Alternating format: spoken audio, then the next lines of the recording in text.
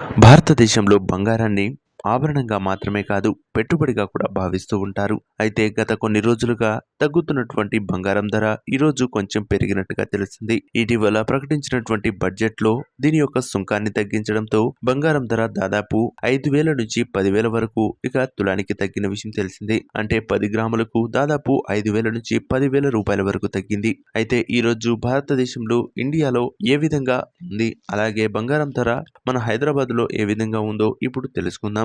ఈరోజు 22 క్యారెట్ల బంగారం ధర భారతదేశంలో ఇక 1 గ్రాము చూసుకున్నట్లయితే 6,341 రూపాయలుగా ఉంది. నిన్న అదే రేటు 6,340 రూపాయలు, అంటే 1 రూపాయి చేంజ్ వచ్చింది. అలాగే 10 గ్రాముల బంగారం ధరపై కేవలం 10 రూపాయలు మాత్రమే పెరుగుదల కనిపించింది. ఇక పెరుగుదల కనిపించే అవకాశాలు కూడా ఖచ్చితంగా ఉన్నాయి. అంతేకాదు 24 క్యారెట్ల బంగారం ధర ఇక ఇండియాలో 55,336 8 గ్రాములకు గాను, అలాగే నిన్న 55,328, అంటే 8 రూపాయలు పెరిగిందని చెప్పుకోవచ్చు.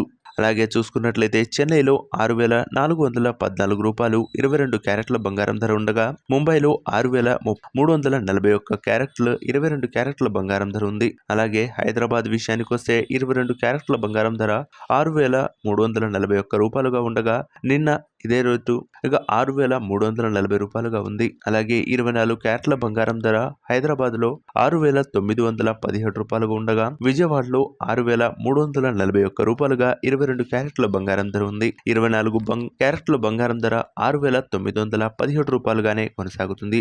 ఏది ఏమైనప్పటికీ ప్రస్తుతం ఈరోజు కేవలం 1 రూపాయి, అలాగే 10 రూపాయలు మాత్రమే ఇక 10 గ్రాములకు పెరిగినట్టుగా సమాచారం.